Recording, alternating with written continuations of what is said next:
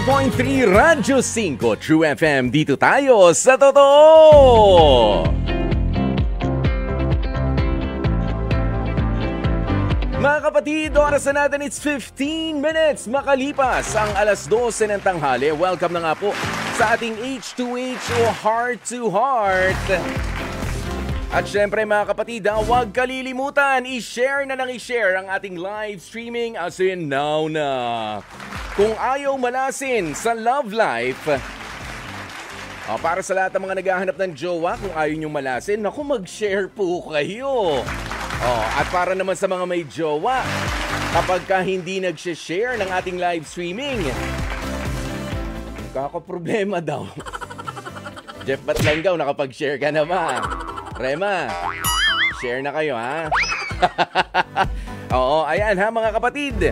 Basta eto na nga po H2H. At syempre, kanina nga bago tayo nag-umpisa, napakinggan ninyo ang ilan sa mga awiting magaganda mula sa One Direction. Kaya naman sa pagkakataon pong ito ay kami ay nakikiramay sa lahat ng mga die-hard fans ng One Direction, lalong-lalo na sa mga naiwan ni Liam Payne na nawala nga po ng dahil sa isang tragic accident.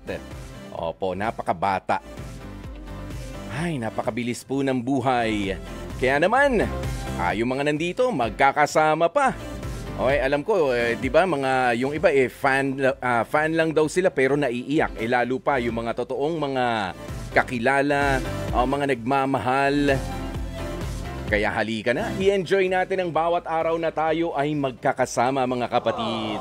Opo, at isa nga po ng pagpaparamdam ng inyong pag-enjoy at syempre sa pag-appreciate na tayo ay magkakasama ay ang pag-contact din sa amin kapag kayo ay meron ding gustong sabihin. Ito ang ating mga hotlines, 8689-3289 o kaya naman ang 8689-3290. Kung meron kayong komento, meron kayong gustong suhestyon o gustong sabihin sa atin naman makakausap para sa ating HEART segment.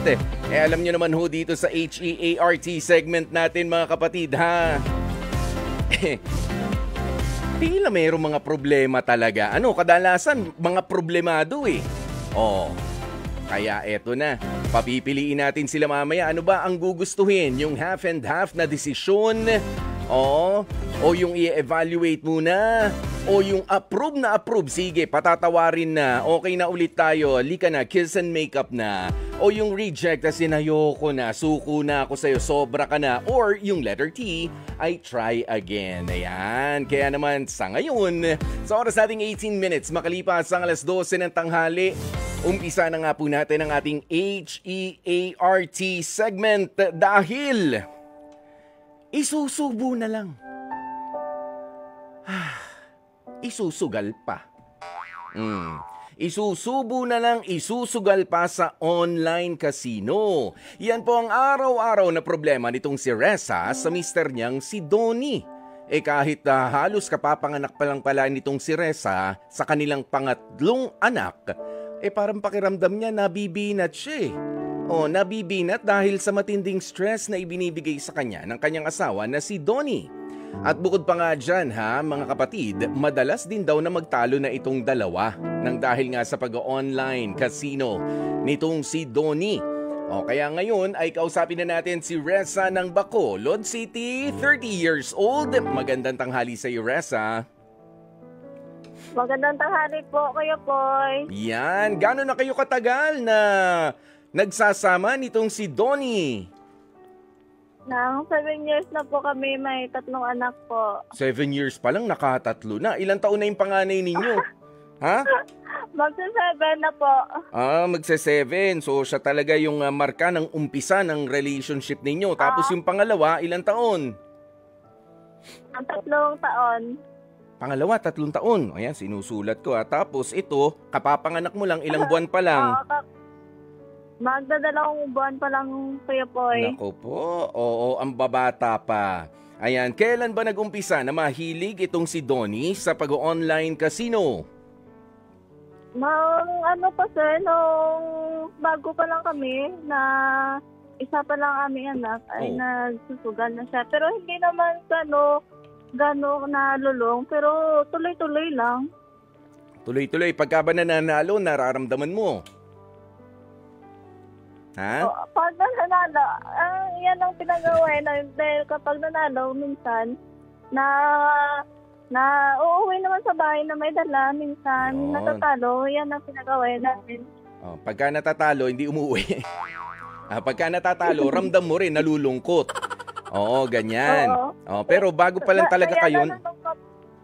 Ano? Sorry? Kuya Poy? Ano yun, Reza? Kuya Poy. Kuya Poy. Ano sabi mo? Sige, sabihin mo lang. Kaya po, Kuya Poy, na nagtatalo minsan kasi nga, syempre, pag talo, nag-aaway kasi ng susugal pag natalo. Pero kung pag nanalo, kaya naman. Minsan, pero pagka nanalo, masaya, pati ikaw masaya. Pagka natalo, malungkot. Natural, pati siya malungkot, talo eh. Pambihira. Pero ibig sabihin ba noon ay binibigyan mo siya ng tamang luwag lang sa pagsusugal, tama? Oo. Pero nitong tatlo na ang mga anak ninyo, syempre hindi na pwede. Kahit manalo, kahit matalo, baka madalas na yung talo, madalas na rin at mas lalong titindi yung away. Kaya naman, sa oras na to, kausapin naman natin si Donnie na isang construction worker, 28 years old. Mas bata pala ng 2 years itong si Donnie sa'yo. Ayan, Donnie, magandang tanghali sa'yo. Hello po, magandang tanghali. Donnie, gaano ka na, regular ka ba na merong trabaho? Bilang construction worker? Po. Hindi. Hindi po. Minsan, opo. Minsan anong ginagawa mo naman? Minsan scatter, minsan trabaho. Scatter, minsan trabaho. Ayan. Magkano ang budget mo sa pagsusugal? May budget ka nga ba? Kasi yung iba walang budget. Yes po, meron. Meron.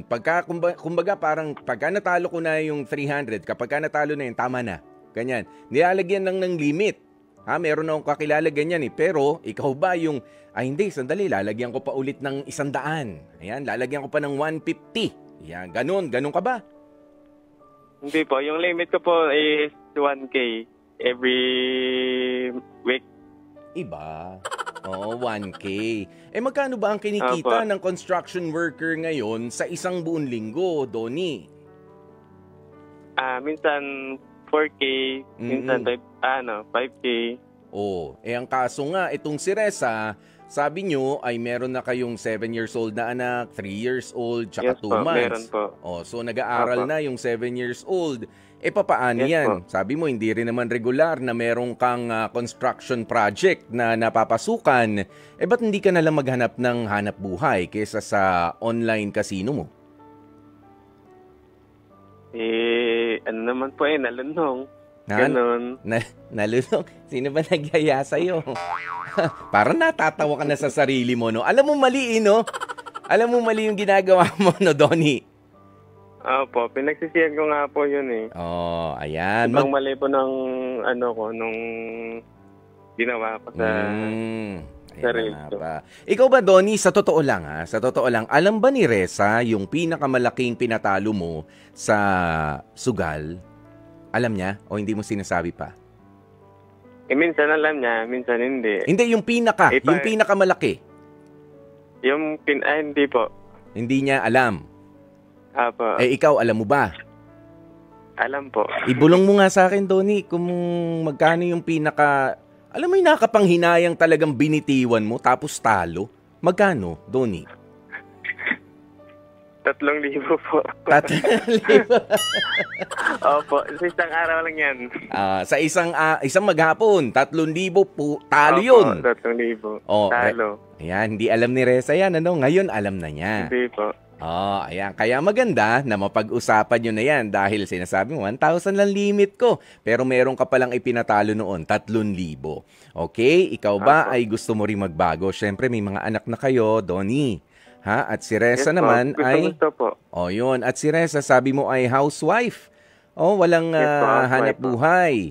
Oh, kita mo, mas maganda na yung itinataya mo ng paisa-1,000, meron bang talent itong si Reza? Mamaya tatanungin ko, mag-usap muna kayong dalawa. Okay, Reza and Donnie. Oh, Reza, alam mo na, may 3,000 pinatalong na laki-laki, di mo alam. Ngayon mo lang nalaman. Sige, banata mo na si Donnie. Para sa asawa ko, sana i-minimize mo lang pagsusugal o pwede na ano mo nang itigil na para sa ating mga anak. Alam mo naman na papanganak ko lang at may postpartum pa ako kaya nang magtulungan na lang kayo para sa ating mga anak. Donnie, anong isasagot mo naman doon? Pagpasensya mo na ako, mahala. Hindi na maulit, magbabago na yung ko sa inyo. Uunahin ko na kayo, wag na yung sugal. Magkano na lang ang limit sa sugal? Wala na po.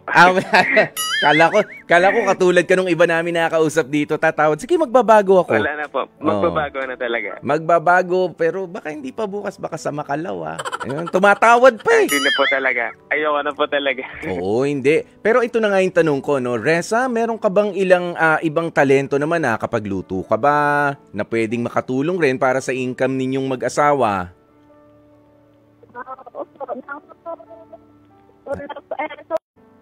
Tony, yes, po. Ayan. Ikaw, yes, bukod po. sa construction job mo, ayan, sa pagiging construction worker, ano pa yung mga nagagawa mo? Minsan po, may sideline dito sa amin. Ano po ako, nagtatrabaho sa kabilang bahay. Minsan, tinatawag ako ng mga tropa. Sinasabi na, boy, meron doon, meron trabaho doon. Hindi, bukod doon, nagmamaneho ka ba? Marunong mag-tricycle? Yes, po. May lisensya? Mag-tricycle po. O, di ba? O, para may extra income na regular na pumapasok. O, kaysa yung isusugal mo, yung konting kinita natin, isusugal mo pa. O, kaya naman, si Mrs. nga, ano yung sinasabi mo kanina, Reza? Nandito na siya ulit. Reza, ano yung iba mong talent na pwedeng pagkakitaan? Gusto ko po sanang magtitinda ng fishball kasi nung maliit pa lang po ay nagtitinda ako dito sa labas ng bahay namin.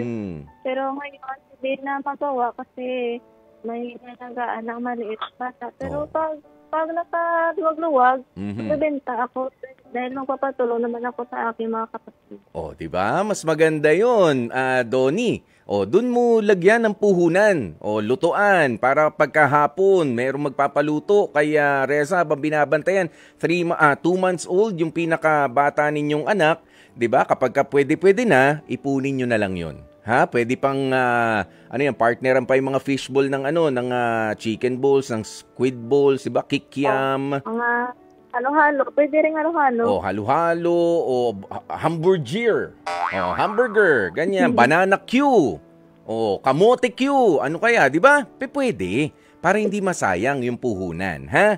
O, hindi ko naman sinasabi na huwag ka na talaga mag-online na sugal. Kung libangan lang, namimiss mo, sige lang. Pero yung tataya ulit ng mga malakihan, na pagsisisihan, wag na. Lagyan mo na ng limit. Ayan, habang nagtitinda, pwede yun. Habang nagpapahinga ka, pwede yan. Diba, Donnie?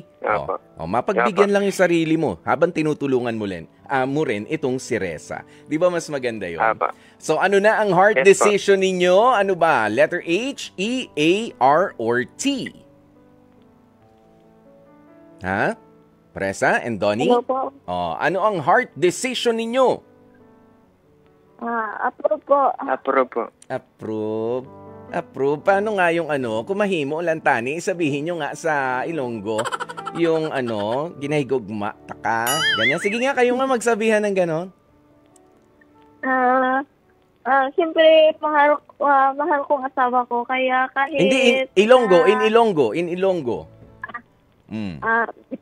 Di na muna ang asawa ko, palangga ako na Kuya Poy. Sweet naman. Donnie, may sagot ka ba doon? Palangga tamang kaga pasensya gid sa tanan. Ayan. Pagka matigas pa ulo mo, pakulong kita gusto mo. Pahuli kita gusto mo. Di ba, Resa? Ayaw pa, ha? Basta magbago ka na, Donnie, para sa mas lumalaki na ninyong pamilya. Parehas tayo, 3 na rin yung mga anak natin. Di ba? Kaya mas malaki na ang responsibilidad para sa inyong dalawa. Siyempre, ang ating love question of the day. Kakayanin mo bang tiisin na lumapit sa ex-jowa mo para humingi ng tulong? Ayan ha. Hindi lang para sa mga politiko to ha, na naging jowa mo noon ha. Hindi, yung kapag ka merong favor na kailangan kasi nandun nga naman siya, nasa may posisyon o nasa ganitong opisina, baka naman pwedeng patulong, pa-assist naman, ganyan. Kakayanin mo ba?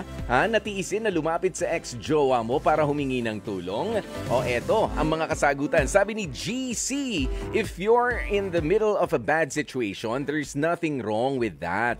Marami naman kayong pinagsamahan, natulungan nyo rin ang isa't isa before, pero respetuhin yung mga taong yung kinakasama niya na, o yung kinakasama mo rin. Dahil if you were in the same situation, hindi mo rin gugustuhin na lumapit sa'yo ang ex niya. Ayan. Okay, sabi naman ni Marita Pardico, siguro oo, kakayanin kong humingi ng tulong, lalo na kung para naman sa pamilya ko. Halimbawa para sa gamot, kung wala ka ng ibang matatakbuhan at siya lang talaga ang bukod tanging malalapitan mo na. Para sa pamilya, gagawin ko po ang lahat, mailigtas ko lang ang aking pamilya. Ayan, sabi naman ni Ellen Kanama, depende po sa sitwasyon kung kailangan ng tulong, hindi na rin po dapat bigyan ng motibo pa yung paglapit mo dahil may pinagsamahan naman kayo dati. Ayan, si Norma Feliciano, sabi niya, no, because I don't want any connection with that person pa. If ever na mag-ask ako ng help, it will be for another reason. It will be another reason for us na magkaroon ng connection. Yan ang sabi ni Norma Feliciano. So ayaw niya na. Pero majority ang nagsasabi na, oo naman, kaya kong tiisin na lumapit sa ex-jowa ko para humingi ng tulong. Di ba? Kapag ka talagang medyo helpless ka na, wala na makapag-provide ng ibang hihilingin mo. Ayan, wala naman pong masama doon. After all, meron nga kayong pinagsamahan. Nga lang, depende rin sa dahilan ng inyong hiwalayan. Ganyan. Kapag ka masyadong sumbatera, tuusero, yung jowa ninyo, wag na po kayong humingi ng tulong. Dahil sigurado, tutuusin na naman kayo niyan sa mga susunod na panahon. Baka masumbatan pa kayo sa kaunti o kaprasong tulong na maibigay niya sa inyo, ha? At syempre, maraming salamat mga kapatid sa inyong mga kasagutan. Bukas pong muli, magkita-kita tayo at magkarinigan dito sa ating programang H2H Heart to Heart, alas 12 ng tanghali. Friday na bukas, ha? Ayan, kaya naman, mamayang gabi. Samahan nyo rin po ako sa Dr. Love Radio Show, 9:30 ng gabi.